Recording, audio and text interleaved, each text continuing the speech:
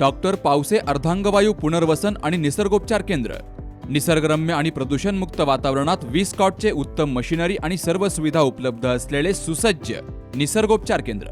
अर्धांगवायू, मान, पाठ, कंबर आणि सांधेदुखी, हातापायांना मुंग्या येणं, टाचदुखी, चेहऱ्याचा पॅरालिसिस, ॲक्युपंक्चर, फिजिओथेरपी, जलचिकित्सा, बाष्पचिकित्सा, योग चिकित्सा, मालिश चिकित्सा, चुंबक चिकित्सा, आहार चिकित्सा आणि माती चिकित्सा. संपर्क डॉक्टर रमेश पावसे, ठिकाण हिवरगाव पावसा, रायतेवाडी रोड, तालुका संगमनेर. संपर्क 9623 25 67 22.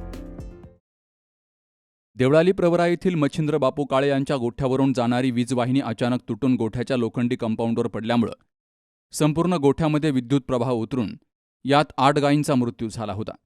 तर या घटनेमुळे काळे कुटुंबावर मोठं आर्थिक आणि मानसिक संकट कोसळलं.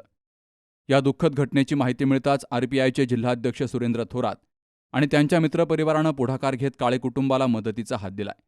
सर्वांनी स्वखर्चानं निधी उभारून काळे यांना एक दुभती गाय भेट दिली. तर या मदतीमुळे संकटग्रस्त कुटुंबाला मोठा आधार मिळालाय.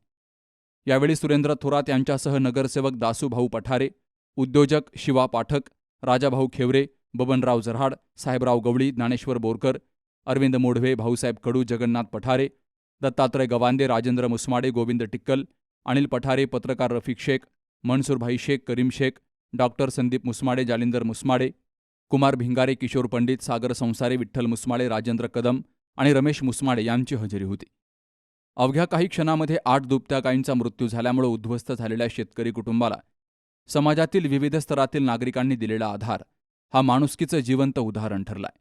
संकटाच्या काळामध्ये दिलेली मदत ही केवळ आर्थिक नसून मानसिक धीर देणारी असल्याची भावना यावेळी व्यक्त केली गेली आहे. सुहास जाधव सह शरद पाचरणे, सी न्यूज मराठी, राहुरी.